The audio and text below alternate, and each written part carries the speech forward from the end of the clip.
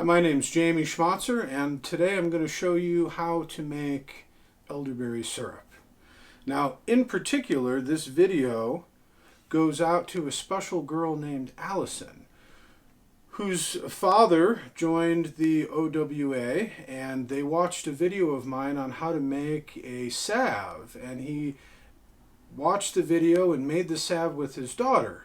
And so I thought to encourage the daughter, Allison, that be you, to continue on an herbal journey.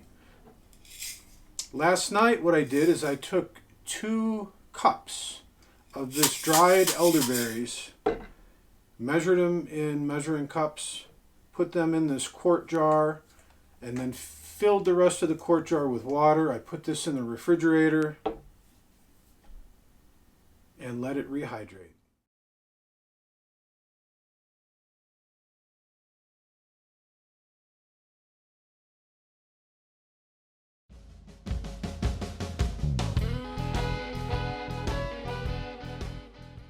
So the first thing I'm going to do is add some of the extra optional things that I like to put in.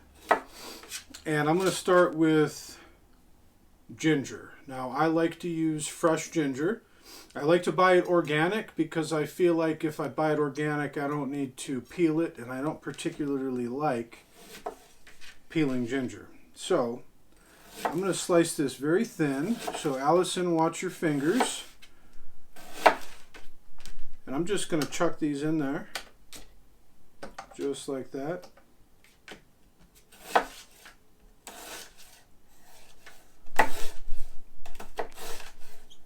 I don't know about you, but I really like ginger. So I'm going to use this whole thing.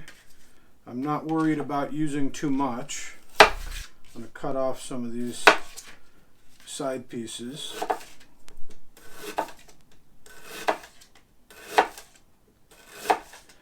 And there's a couple other things that we're going to put in here too that I think you might enjoy. Do you like cinnamon, Allison? I sure do.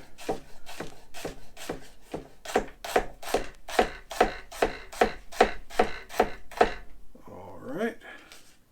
So we've got all of the ginger in here. Now next what I'm going to do, I've got some Chinese licorice. And I'm going to pull out, just going to throw some of that in there. And next I'm going to go to cinnamon. Now I like to buy cinnamon chips. This is true cinnamon, not cassia. And I'm going to put in, this is a tablespoon. And let's do 2 heaping tablespoons. Use as much as you want. Now I'm going to add, I've got dried lemon peel. I'm going to put in 1 of those. 1 tablespoon of dried lemon peel. And I think orange peel goes well with it too. So I'm going to put in a tablespoon of dried orange peel. Okay, and I think that's all I'm going to add this time. You can add rose hips to this. You can, a little black pepper works well. You can, if you like it spicy, I don't know, Allison, if you like spicy food, you could add a little cayenne powder or a little habanero powder, if you want it that way. Make the recipe your own, but the base is what's important here. So I'm going to go to the stove and we're going to finish this up over there. Okay, so now I'm going to add 4 cups of water. 1, 2, 3, and 4.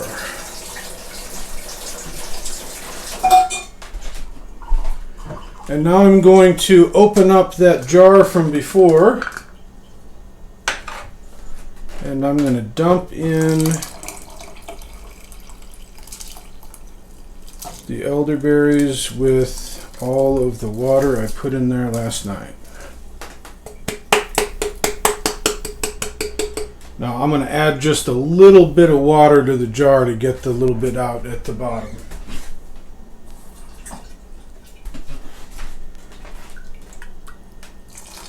There we go. And I'm going to turn the oven onto high.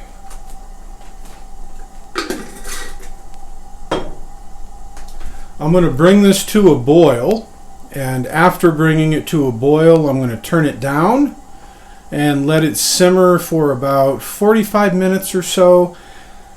The idea is to reduce it by half, okay? Now, Allison, I'm going to show you a neat little trick how to gauge when it gets to half in just a moment. All right, so you can see that the side is starting to bubble. That's a good sign that things are warming up.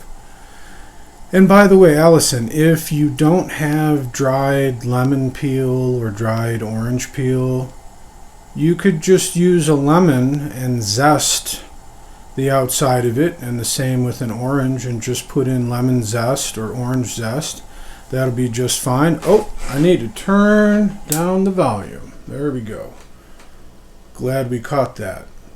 Okay, so I'm going to bring this to low. I do want it to get to a good boil, but I want to be here to make sure that it doesn't boil over, and so that I can appropriately reduce the heat.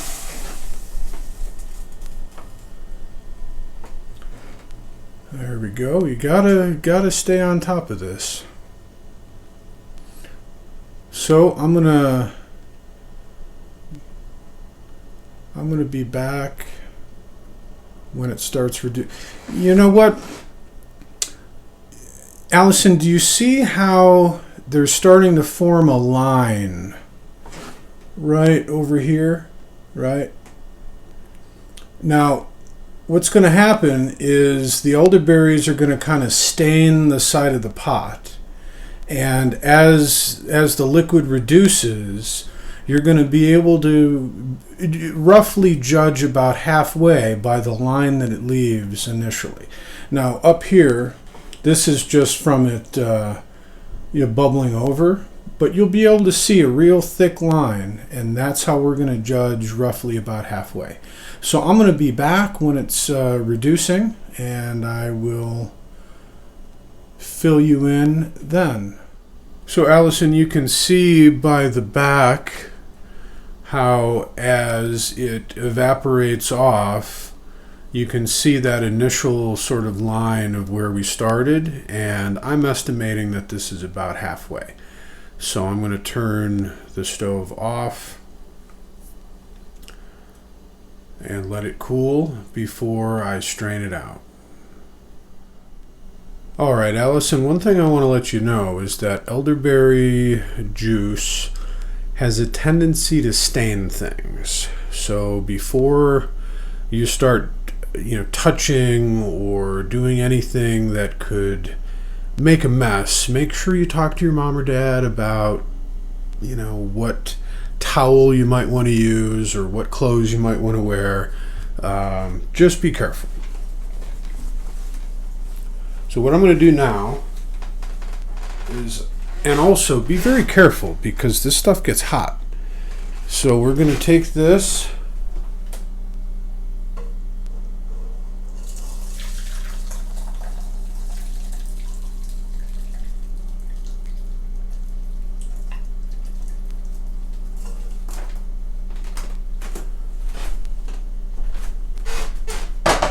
As you can see, I've made a little bit of a mess, but I expected that. And now I'm going to transfer the liquid out of the one Pyrex measuring cup into the other, so I've got more room for the rest of what I'm going to pour in just a moment.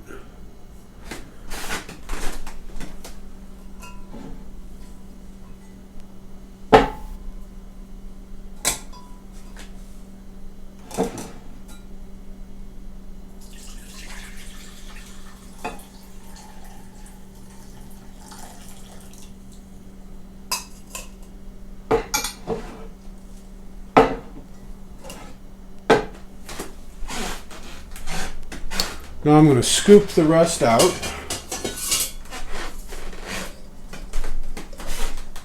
This pot is still hot, so be very careful.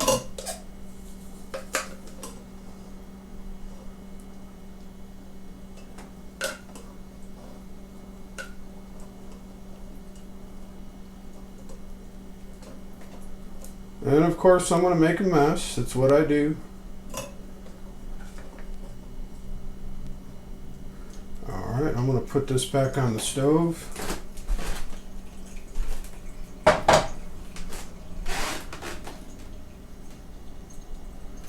And you can see that dripping down.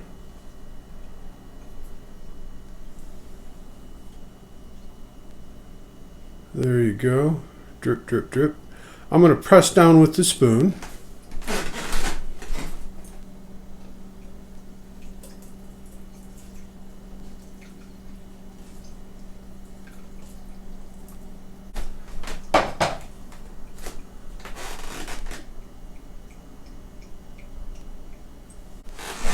Now once this is cool, you can put it in cheesecloth and really squeeze it out. But you don't want to do it when it's this hot. So I'll get as much as I can right now using the strainer and gravity and pressing down with the spoon. And later I'm going to put it in cheesecloth and squeeze as much out as I can.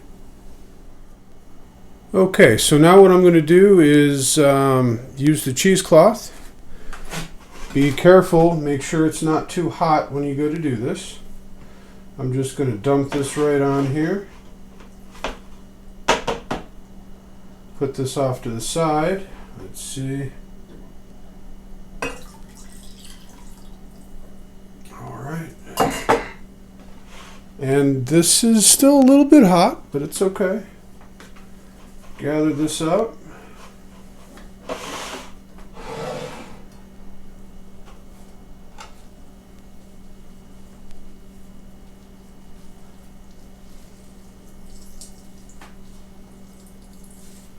And see, we can squeeze more out.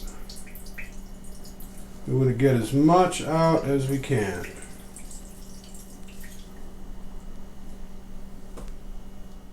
Okay, and as you can see, we're just under 3.5 cups.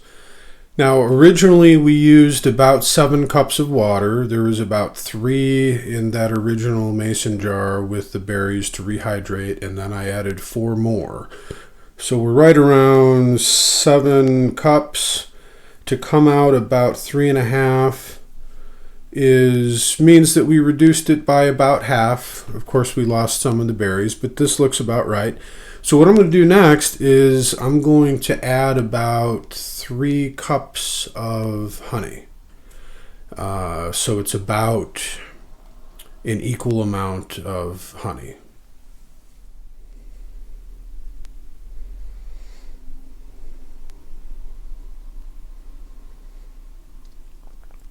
I love honey. Honey helps to preserve the elderberry syrup.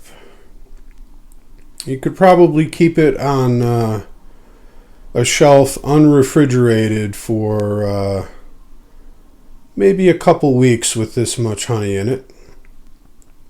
But I tend to keep it in the refrigerator, and for long-term storage I put it in the freezer. But honey also has its own medicinal properties. So let's get it up to about 3 cups.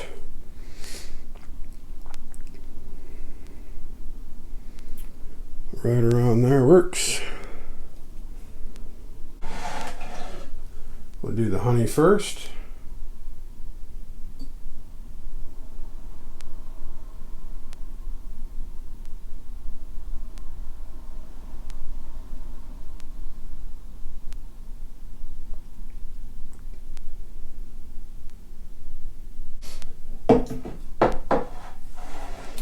Then I'll pour in the elderberry decoction.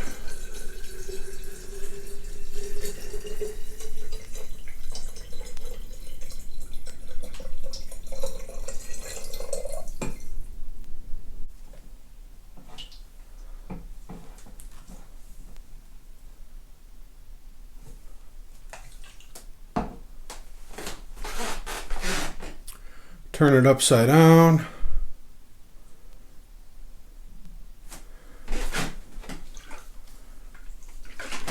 And start to shake it up.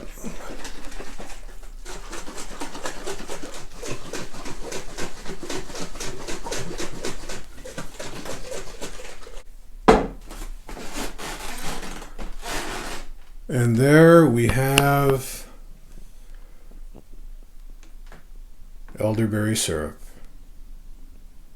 So Allison, I hope that you enjoyed this video. I hope that you have a little bit of fun making elderberry syrup for yourself. And let me know what recipe you use, what extra ingredients you might add, and what you think of its taste. And remember, what you put on or in your body is your responsibility.